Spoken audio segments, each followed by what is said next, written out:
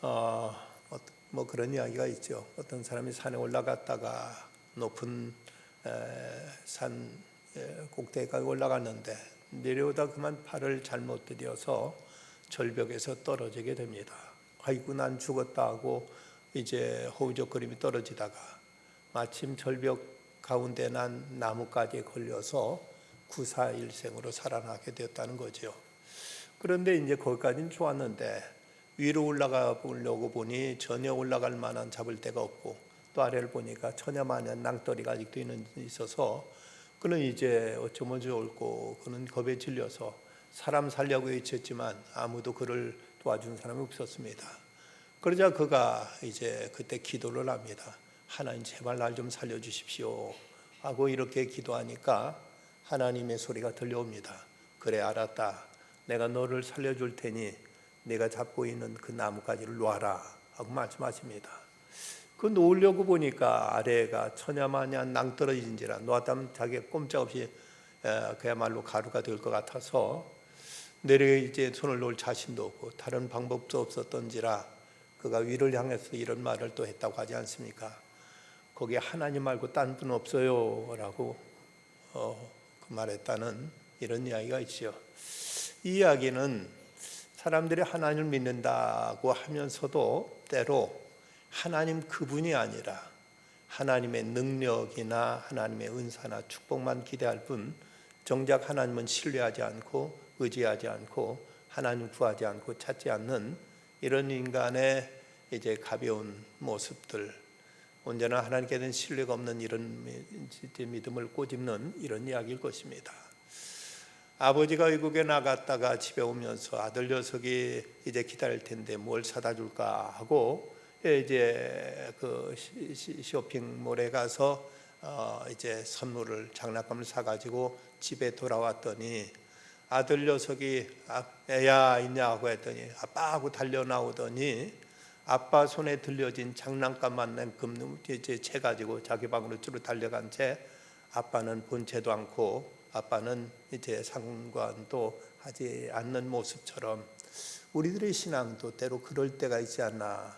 하나님은 관심 없고 오직 하나님의 축복만 또 하나님의 능력만 우리가 구할 때가 있지 않나 하는 이런 이제 자성을 해봅니다. 나는 어느 곳에 아주 큰 거부가 있었는데 아이를 이제 나놓고 그 아내가 죽었습니다. 아이를 키울 도리가 없어서 이제 가정부를 들여서 아이를 키웠는데 그런데 그만 그 아이마저도 이제 어린 나이에 그만 이제 숨을 거두고 말았습니다. 이 부자는 그 아들마저 죽게 되자 크게 상심하고 이 부자도 이제 그만 죽고 말았습니다.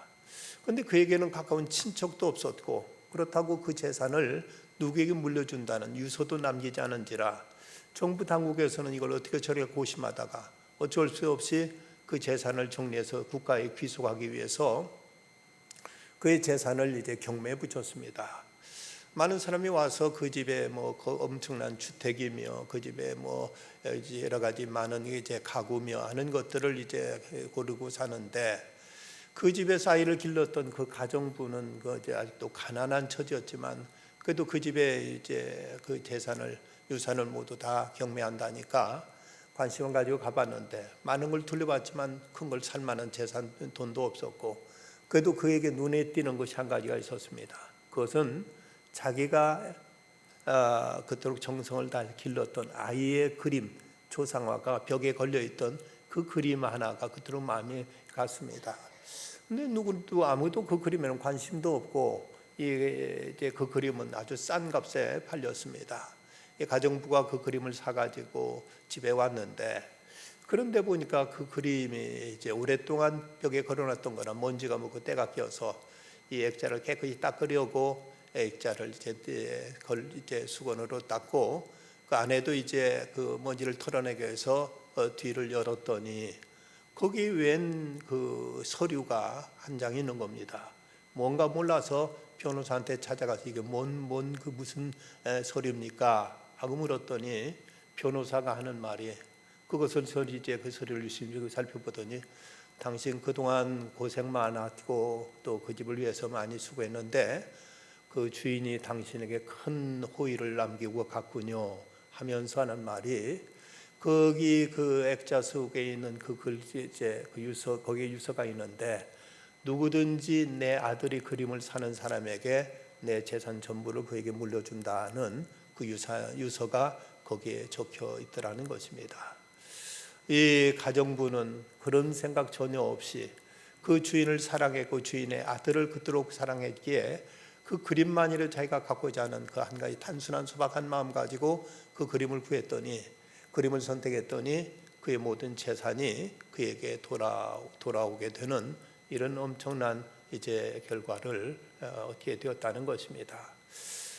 예수님의 그 산상순에 보면 너희는 먼저 그의 나라와 그 의를 구하라, 그러면 이 모든 너희에게 더하시리라는 약속의 말씀이 있습니다. 그런데 그 앞에 너희는 뭘 먹을까 뭘 마실까 염려하지 말라, 이는 다 이방인들이 다 구하는 것이다 하고, 너희는 먼저 그의 나라 그 의를 구하면 이 모든 걸 너희에게 더하겠다는 이런 약속의 말씀이 주어진 것을 볼 수가 있습니다. 모세는 지난 32장에서 이스라엘 백성들이 금송아지를 만들어 이제 숭배했을 때, 그때 하나님께서 하신 말씀 32장 9절과 10절에 보면, 여호와께서 모세에게 이르시되 내가 이 백성을 보니 목이 뻣뻣한 백성이라. 그런즉 내가 하는 대로 두라. 내가 그들에게 진노하여 그들을 진멸하고 내가 그들에게 진노하여 그들을 진멸하고 너를 큰 나라가 되게 하리라는 이런 말씀이 모세에게 주어졌었습니다. 하나님 말씀이 이렇게 그 우상 숭배하는 백성들, 그러니까 하나님을 찾지 않고 금송아지를 구했던 것이 이스라엘 백성이었습니다. 하나님 신, 하나님을 영어로 God, G-O-D, God라고 하죠. 그런데 그들이 찾은 것은 골드였습니다. G-O-L-D, 골드였습니다. 하나님이 아닌 황금 송아지를 구했던 그들을 하나님은 이제 진노하시고 그들을 다 멸해버리겠다. 그리고 너한테는 너를 통해 내가 큰 민족을 이루겠다 하고, 이런 이제 모세에 대해서는 파격적인 이런 약속의 말씀을 주셨습니다.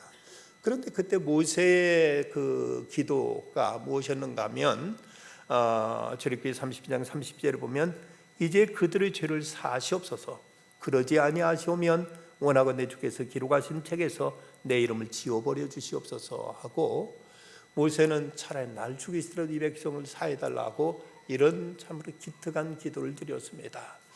그런데 오늘 말씀에는 또한 모세의 더 아름다운 귀한 기도가 이어지고 있는 것을 보게 됩니다.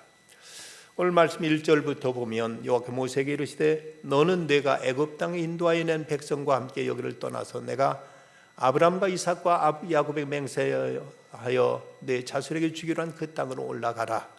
내가 사자를 너보다 앞서 보내어 가나안 사람과 아모리 사람과 헷 사람과 브릿 사람과 히 사람과 여부 사람들을 쫓아내고 늘 젖과 꿀이 흐르는 땅에 이르게 하려니와 난 너희와 함께 올라가지 아니하리니 너희는 목이 곧은 백성인즉 내가 길에서 너희를 진멸할까 염려함이라 하고 이 말씀이 주어집니다.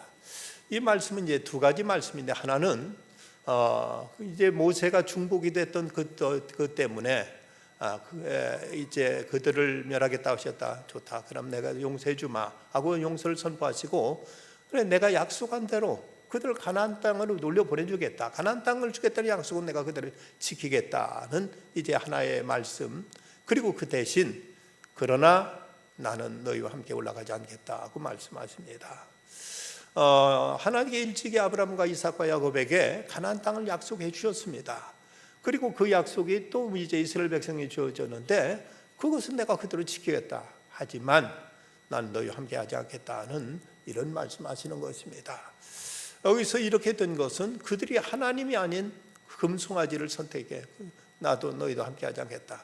내가 너희와 같이 가다가는 너희들이 하는 그 반역, 너희들이 그 한 폐역의 한 이 모습을 보고 내가 불을 내려서 너희들을 불살라 버릴 것이 이제 두렵다. 내가 너희와 함께하지 않겠다 하고 말씀하시는 것입니다. 이 하나님께서 하나의 약속은 그대로 지키지만 하나의 약속은 취소하겠다는 것인데, 그 책임은 전적으로 이스라엘 백성들의 그 불경과 그들의 폐역, 그들의 반역에 있었던 것입니다. 가나안 땅, 그것은 천국의 모형입니다. 젖과 꿀이 흐르는 땅. 우리가 저 가나안 복지를 생각하고 몇 주 후 요단강 건너가 가나안 땅에 간다는 이것은 하나의 유형론으로서 이스라엘 백성들이 애굽에서 나와서 가나안 땅에 들어가는 것은 성도들이 이제 죄악된 세상에서 나와서 광야와 같은 사막과 같은 이 땅에서 한 세대를 보내고 그리고 죽음이란 요단강을 건너서 영원한 가나안 땅 천국에 들어간다는 이 타이폴로지 이런 그 형태를 이제 모형으로 이제 보여주는 것이 바로 이제 출애굽기 사건입니다. 그렇다면 그 가나안이라는 곳, 젖과 꿀이 흐른다는 그 천국으로 모형된 그곳은 그곳에 이제 우유가 절절 흐르고 그곳에 이제 꿀이 이제 그곳에 가득한 곳이기 때문에 그래서 그곳이 낙원이고 그래서 천국인가 하면 그것이 아닙니다. 천국일 수 있는 가장 절대적인 조건은 하나님의 임재입니다. 하나님이 계시는 곳이 천국이지 아무리 세상에 금은보화 모든 게 다 있다 할지라도 그곳이 하나님 계시지 않는다면 그것은 결국 천국일 수 없습니다. 요한계시록에 보면 천국에 대해서 이런 말씀이 나옵니다. 21장 3절에 보라 하나님의 장막에 사람들과 함께 있음에 하나님이 그들과 함께 계시리니 그들은 하나님의 백성이 되고 하나님은 친히 그들과 함께 계셔서 천국에 대한 표현 가운데 계시록 21장 3절에 하나님이 그들과 함께 계셔서 하나님의 계신 곳이 천국이지 아무리 그곳에 금은보화 모든 것이 다 모자람시 다 철철 넘친다 할지라도 하나님 계시지 않는다면 그것은 결코 낙원일 수 없고 그것은 결코 천국일 수 없는 것입니다.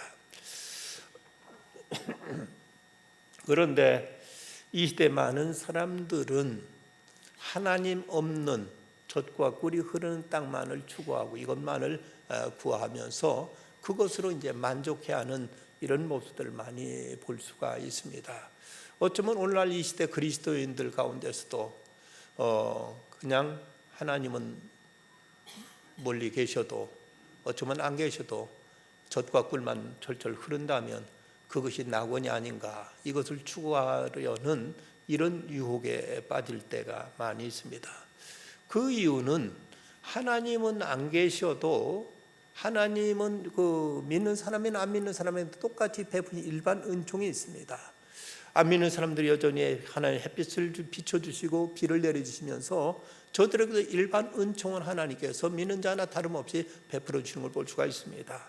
마태복음 5장 45절 보면 이같이 한즉 하늘에 계신 너희 아버지의 아들이되리니 이는 하나님이 그 해를 악인과 선인에게 비추시며 비를 의로운 자와 불의한 자에게 내려주심이라고 말씀하고 있어서 하나님의 일반 은총은 이제 보편 은총, 일반 은총은 믿는 자는 믿지 않는 자에게 동일하게 이제 허락되고 있습니다. 그런 까닭에 믿는다고 하는 사람들까지도 때로는 하나님 그분의 임재에 대해서는 별다른 관심 없이 하나님 그저 먹을 것이나 제때제때 잘 내려주시고 농사나 잘 되게 해주시고 그리고 하는 일이나 늘 형통하게 해주시옵소서 그것으로 만족하며 하나님 그분을 구하지 않는 이런 유혹에 빠지는 경우가 많다는데 이 시대의 성도들의 큰 영적인 그 병이 바로 이 문제가 아닌가 생각됩니다. 그런데 이제 여기서 모세는 이런 하나님 말씀에 대해서 말씀을 듣고 하나님 앞에 간곡히 기도하는 그 기도가 몇 가지로 나타납니다. 먼저 12절 보면 모세가 여호와께 아뢰되 보시옵소서 주께 내게 이 백성 인도하여 올라가라 하시오며 나와 함께 보낼 자를 내게 지시하지 아니하시나이다. 다시 말하면 나로 하여금 함께 하나님 이 백성 인도할 자를 하나님 내게 붙여주시옵소서. 혼자 일을 감당하기에 너무 그런 지쳤고 힘들었고 너무 고독했고 너무 그런 이제 탈진에 있었습니다. 그동안 하나님께 이제 처음 하나님께로 부름 받을 때 저는 입이 뻣뻣해서 가서 무슨 말 할지 모릅니다 하고 이렇게 그가 변명했을 때 하나님께 그에게 내 형 아론 있지 않느냐 그거 말 잘하는 걸 너도 알지 않느냐 내가 그 아론을 너희한테 보내줄 것이다 해서 그래서 아론이 그동안 같이 이제 이스라엘 백성들을 이끌고 함께 나왔는데 그런데 그 아론이 모세가 그 시내산에 올라간 틈에 백성들이 이제 우리를 인도할 신을 만들라 하니까 금 내놔라 그 금붙이 내놓으니까 그걸 가지고 우상을 만들어서 백성들과 함께 부안회동해 가지고 저들 우상 숭배하는 일에 같이 맞장구 치고 같이 그들에게 어울리고 말았던 이런 한심한 모습을 보였습니다. 그랬던 터라 이제 모세가 하나님 이 백성을 나와 함께 보낼 자를 내게 지시하지 아니하시나이다. 함께할 자를 보내달라고 이렇게 그는 이제 간청하고 있는 것입니다. 하나님 날들이 이 백성 인도하라 하셨는데 함께 일할 사람 주지 않으셨습니다. 아무도 믿을 수 없습니다. 형 아론도 백성 그 누구도 함께 갈 사람이 없습니다. 내 마음과 진실 알아줄 사람, 이해할 사람이 아무도 없는데 저는 외롭습니다. 너무 힘듭니다. 같이 할 사람을 좀 보내주시옵소서라고 이렇게 간청하는 것입니다.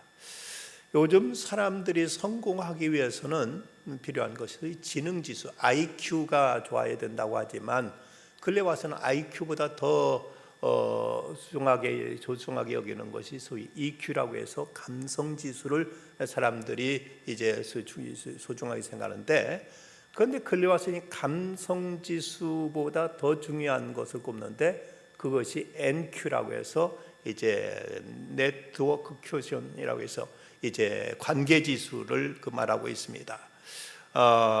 네트워크 지수, 얼마만큼 사람들과 이제 좋은 관계를 맺으며 살아가느냐 하는 것이 이것이 성공과 실패를 가늠하는데 가장 큰 요인이 된다고 이렇게 말하고 있습니다. 존 팀펄리는 말하기를 내 꿈을 가장 빠르고 효과적으로 이루는 길을 내게 도움 줄 수 있는 사람과 연결 기반을 마련하는 것이 이제 성공의 필수 요소라고 말하면서, 그러면서 하비트 맥케이는 그의 책 목마르기 전에 우물을 파란 책에서 말하기를 지금까지 성공한 모든 사람들이 공유하고 있는 특징을 단 한 가지만 지적한다면 바로 인간관계를 만들고 그것을 풍성하게 하는 능력이다. 기본을 모르고 성공을 바라지 말아라. 성공은 인맥에서 시작된다는 이런 말을 하고 있습니다.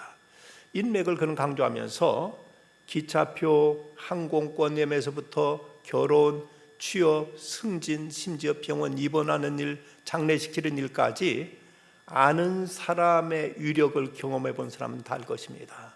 아는 사람이 곳곳에 포진되어 있을 때 얼마나 우리가 큰 편리와 혜택을 볼 수 있는가.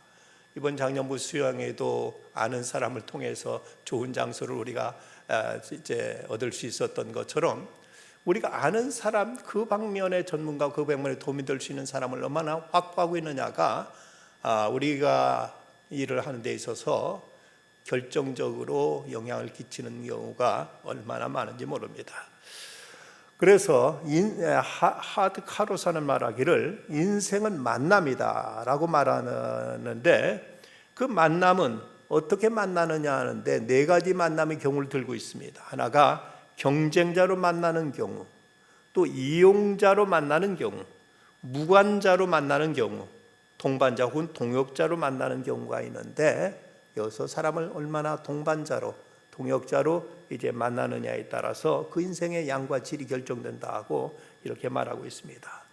사도 바울의 그 사역에 그처럼 엄청난 영향을 끼칠 수 있었던 그 성공의 배경에도 바울을 위해서는 눈이라도 빼줄 수 있었고 목이라도 내놓겠다고 했던 브리스길라와 아굴라 같은 이런 신실한, 이런 충성된 일꾼이 함께 있기 때문에 그 바울은 그 엄청난 이제 사역을 이룰 수가 있었습니다.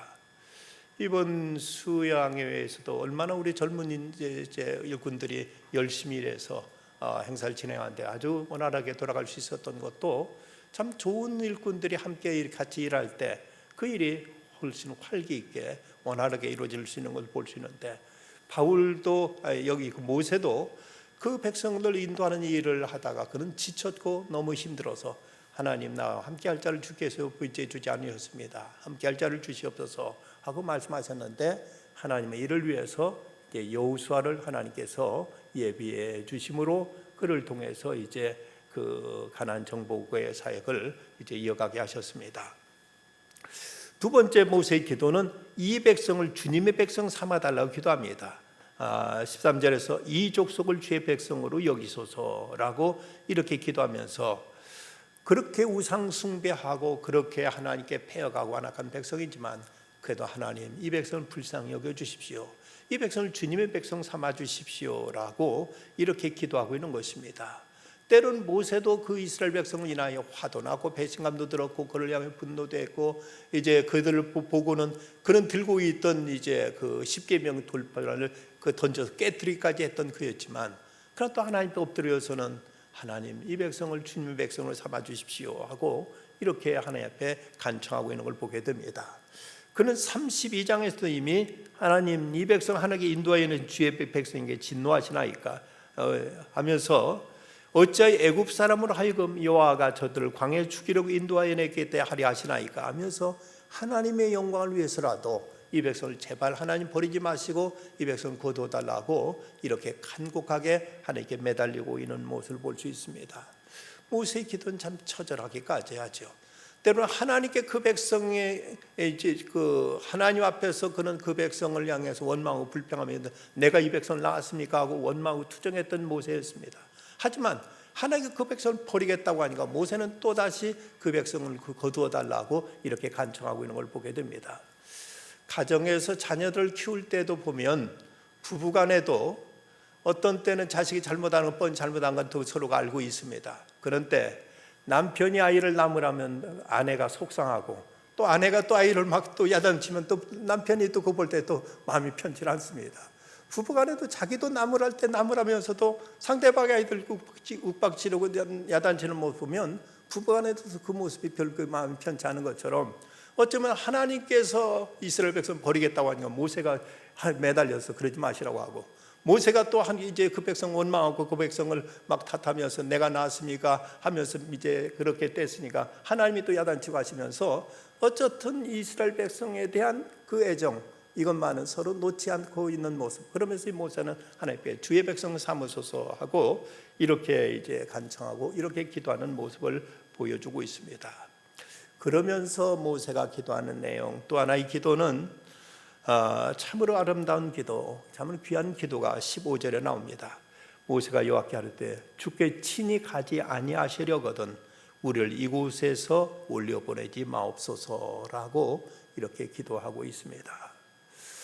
그럼 이곳이 어디입니까? 시내산 밑에 그곳은 아주 이제 황량한 사막입니다. 그곳에 있는데 그 어쨌든 가나안 땅은 젖과 꿀이 흐르는 땅이라고 이렇게 약속하신 곳인데 하나님이 함께하지 아니하시려거든 저를 이곳에서 올려보내지 마십시오. 차라리 이곳에 있다 그냥 죽는 게 차라리 낫지 굳이 거기까지 가야 무슨 소용이 있습니까? 라고 이렇게 말하고 있는 모습 보면 참으로 모세가 얼마나 하나님을 경외하고 사랑하고 신뢰하고 하나님을 전적으로 그가 의지했는가를 여실히 알 수 있는 대목입니다. 친히 주님이 함께 가시지 않는다면 자기도 가지 않겠다는 것입니다. 여러분 통일이 아무리 좋은 것이라고 하지만 자유가 없는 통일이 무슨 의미가 있습니까? 여러분 화목이 좋은 것이지만 불의한 가운데 화목한 일이 무슨 대지제 이것이 이제 우리가 자주 구할 것입니까? 진리를 떠난 자가 화해를 찾는다고 어떤 의미가 있겠습니까? 아무리 가나안 땅이 좋다 한들 하나님이 함께 하시지 않는다면 이렇다면 과연 이게 무슨 소용이 있는가? 주님이 함께 가시지 않는다면 저희들 가나안 땅도 바라지 않습니다. 차라리 이곳에 있다 이대로 죽는 게 차라리 낫겠습니다라고 이렇게 말하고 있습니다. 우리가 깊이 생각할 일입니다. 우리가 구하는 많은 것들, 우리가 원하는 것들이 있습니다만은 그것이 아무리 좋다 한들 하나님이 함께 하시지 않는 것이라면 과연 이것이 우리가 바라고 구하고 추구할 만한 것인가를 생각해야 됩니다. 비블리세아가 그 유명한 찬송 주 예수보다 더 귀한 것은 없네 라는 이 찬양을 그가 불렀을 때 막 곳곳이 빌리그레 목사가 같이 다니면서 곳곳에서 이 찬양 불렀을 때 우리같이 많은 이제 성도들이 함께 박수치며 열광하고 그 찬양을 좋아하면서 비블리세아가 이 찬양을 부를 때마다 큰 반응이 있었습니다. 그런데 비블리세아가 그 이제 관중들의 환호에 고맙다고 인사하면서 이 박수를 진정시키면서 여러분 참 감사합니다. 정말 감사합니다. 이 찬송에 여러분 이렇게 뜨겁게 반응해 정말 감사합니다. 여러분들이 이 찬양을 이렇게 열렬히 화답해 정말 고맙습니다. 하지만 저는 여러분들의 환호보다도 예수 그리스도가 저에게는 더 좋습니다. 우리 주님이 저에게는 더 귀합니다 라고 이렇게 말했다고 합니다. 우리가 구하는 많은 것들, 우리가 추구하는 그 많은 것들이 아무리 좋은 것이라 할지라도 하나님 없는 평화가 진정한 평화일 수 있으며, 하나님 없는 그 성공이 진정한 성공일 수 있으며, 하나님 없는 세상의 가치가 진정한 참된 우리가 추구할 만한 가치들인가 생각할 필요가 있습니다. 1789년에 일어난 프랑스 대혁명은 인류 역사상 가장 의로운 극적인 혁명으로 이제 평가되고 있습니다. 당시 프랑스는 소수의 성직자와 귀족들이 토지의 과반수 이상을 차지하고 있었습니다. 그들은 세금도 내지 않고 군림했습니다. 이에 대한 불만은 신흥 상인들, 농민, 노동자를 움직였고 결국 이것이 혁명으로 일어나게 됩니다. 그 혁명의 기치는 자유, 평등, 박애로서 모든 이들이 바라는 방향이었습니다. 이 세 가지는 인류 간의 건 최고의 정신으로 이후에 민주국가의 어떤 정신적인 이념으로 자리를 잡게 됩니다. 그런데 이거 처음에는 이렇게 참으로 아름답게 이렇게 귀하게 시작되었습니다마는, 그러나 그 혁명은 점점 다른 방향으로 흘러갔습니다. 시민들과 군인들이 함께 동참했던 대혁명은 처음엔 성공적으로 진행됐지만 시간이 갈수록 그 이념은 빛을 발하고 말았습니다. 박애를 내세웠지만 혁명 이후 수많은 보복으로 프랑스는 혼란에 빠집니다. 평등을 내걸었지만 중앙에서는 권력 다툼이 이제 일어났습니다.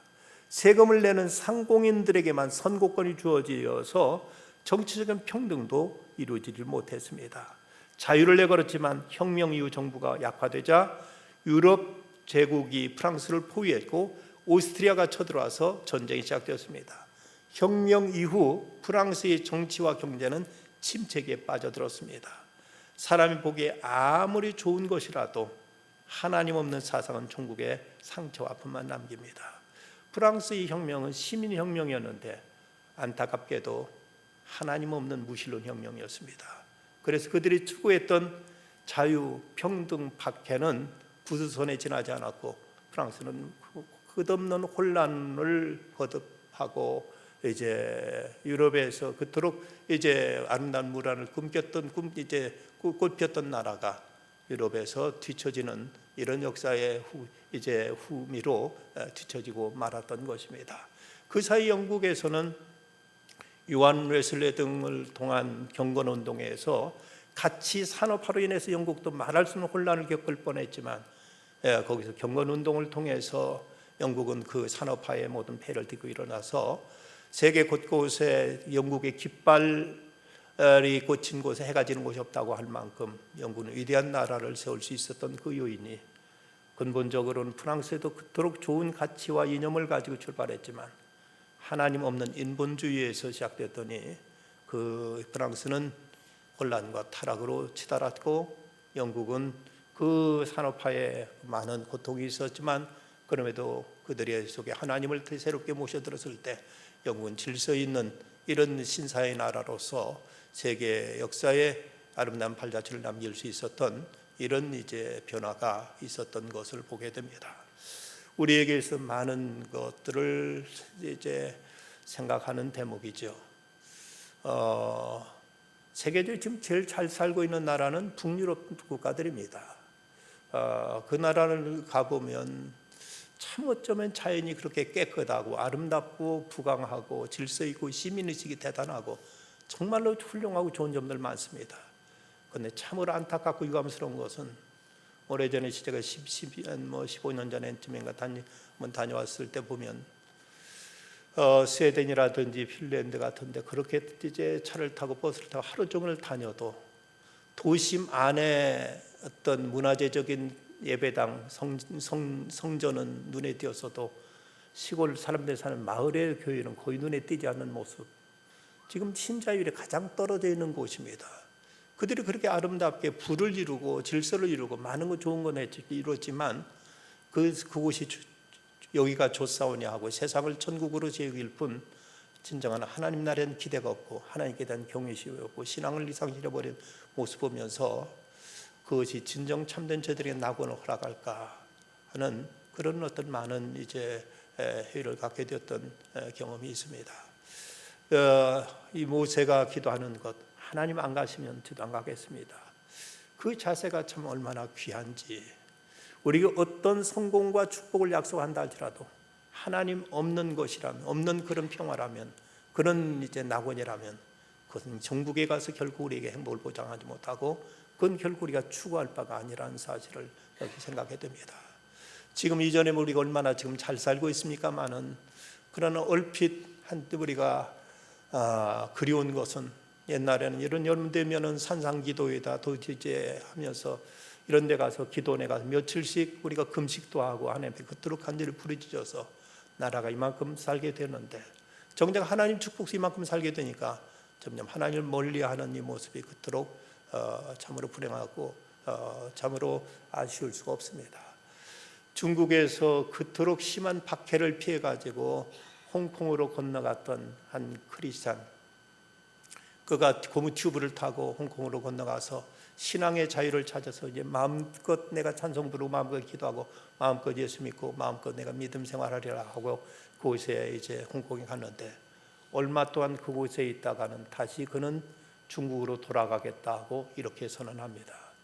왜 그러냐고 깜짝 놀라 옆에 물어보니까, 내가 여기서 이렇게 편하게 살아서 구원받을지 모르겠다. 차라리 그토록 박해가 있었던 중국에서의 중공에서의 그때가 차라리 그립다. 난 그곳으로 다시 돌아가게 해야 되겠다고 이렇게 말하고 중국으로 돌아갔다고 하지 않습니까? 편안한 것, 넉넉한 것, 그저 모든 즐거운 것, 이 모든 게 다 좋은 것들이지만, 그러나 하나님 없는 이런 평화가 진정한 평화이며 하나님 없는 부유가 진정한 부유일 수 있겠는가? 이런 것이 진정한 낙원일 수 있겠는가? 분명 하나님은 이스라엘 백성에게 가나안 땅 좋다, 내가 두고 이제 너희들 들어가게 해주마. 그건 젖과 꿀이 흐르는 곳이다. 그 너희에게 약속한 대로 내가 다 지켜주마. 내가 내 천사를 보내서 너희들 거기까지 잘 가도록 이끌어주마. 하나님 다 약속하셨습니다. 하지만 모세는 안 가겠습니다. 하나님 안 가시면 제가 안 가겠습니다. 그냥 차라리 이곳에 있겠습니다 라고 모세가 이렇게 기도하는 모습, 참으로 아름다운 모습이요, 진정한 신앙인의 자세가 바로 이래야 되지 않는가 생각됩니다. 이러자 하나님께서 대답하신 말씀, 여호와께 이르시되 14절 말씀, 여호와께 이르시되 내가 친히 가리라고 말씀하십니다. 그래 좋다. 내가 네가 그렇게 말하니 내가 그래 좋아. 내가 너와 함께 가겠다고 이렇게 하나님께서 뜻을 돌이키십니다. 하나님의 뜻은 어떤 경우는 1.16도 변함없이 하나님은 말씀하신 그대로 지켜 준행하시지만, 또 어느 때는 어떤 문제에서 하나님은 뜻을 돌이키기도 하십니다. 예레미야 63장 3절에 보면 그들이 듣고 혹시 각각 그 악한 길에서 돌아오리라. 그리하면 내가 그들의 악행으로 말미암아 그들에게 재앙을 내리려 하던 뜻을 돌이키리라고 하나님 말씀하십니다. 하나님의 뜻은 일제 모든 것 완전히 굳어진 화석처럼 처음지도 불변의 어떤 이제 교리가 아니라, 하나님은 백성들의 그들의 회개하는 모습, 그들이 하나님 앞에 참여하는 자세, 그들이 경건히 하나님을 구하고 하나님을 찾는 이 모습을 보시자 그래 알았다 내가 너희와 함께 가마하고 이렇게 하나님은 모세에게 말씀하시는 것입니다. 어쩌면 하나님은 모세의 의중을 떠보시기 위해서 내가 같이 않겠다, 안 갈 테니 내가 그래도 가나안 땅을 주겠다고 말씀하셨는지도 모르죠. 모세는 여기에 분명하게 단호한 입장을 취합니다. 아닙니다. 하나님 안 가신다면 저도 안 가겠습니다. 하나님 가셔야 그곳이 가나안 땅이지, 하나님 안 가시는데 어떻게 그곳이 가나안 복지가 될 수 있겠습니까? 하나님 같이 함께 해주시옵소서 하고 간청하자 하나님은 모세에게 좋다, 같이 가마하고 이렇게 말씀하십니다. 우리가 누구를 사랑한다는 것도 그 인격과 그 존재 자체를 사랑하는 것과, 아니면 그가 가지고 있는 어떤 재산이나 지위나 그의 어떤 타이틀이나 이런 것을 사랑하는 것과는 또 다른 별개의 문제일 수가 있습니다. 프랭클린 루즈벨트 대통령 부인 엘레나 루즈벨트는 10살 때 고아가 됐고 20살 때 이제 루즈벨트와 결혼해서 엘레나 루즈벨트가 됩니다. 그런데 그녀는 16남매를 낳았는데 또 한 아들이 죽는 이런 슬픔도 겪었습니다. 그녀를 위로하려고 친구들이 찾아오자 이제 그녀는 말하기를 괜찮아요. 내게는 아직도 사랑할 수 있는 아이들이 5이나 남아 있습니다. 라면서 오히려 친구들을 위로했다고 합니다. 그런데 그 남편 루즈벨트가 다리가 관절염으로 인해 마르기 시작했고 결국 평생 휠체어를 타야만 되는 이런 상황에 처하게 됩니다. 루즈벨트가 낙심한 가운데 부인에게 물었습니다. 여보, 이런 나를 아직도 사랑하오? 그리고 저 주변에서는 너 그냥 마음 바꿔라. 세상에 좋은 사람도 많은데 그냥 헤어지고 새롭게 출발하라 하는 이런 말도 주변에서 말했다고 합니다. 그런데 그 엘레나 루즈벨트는 단호하게 말했습니다. 나는 당신의 다리뿐만 아니라 당신의 다리를 지탱하고 있는 쇠붙이도 사랑합니다.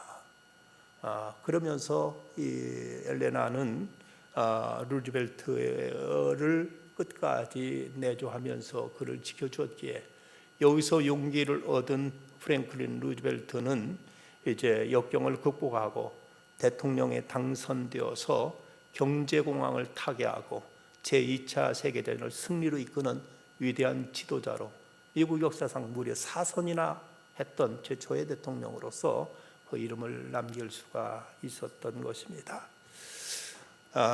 어떤 그의 건강이 아니라 그 인격 자체를 사랑했던 것처럼 모세도 하나님이 주신 어떤 축복의 문제가 아니고 하나님의 능력의 문제도 아니고 오직 하나님 그분을 그는 원해서 주님이 가시지 않는다면 저도 안 가겠습니다 하는 이 고백이 하나님을 감동시켰고, 그래서 모세는 이제 하나님과 얼굴을 대면하여 하는 자로, 그래서 하나님 영광을 보여주시옵소서 하자 하나님이 그래 내가 내 얼굴은 너한테 보여줄 수 없지만 내 뒷모습은 보여주마 하면서 이제 그에게 어떤 하나님의 영광의 편린을 보여주시기까지 그에게 크신 은총을 베풀어 주신 것을 볼 수가 있습니다.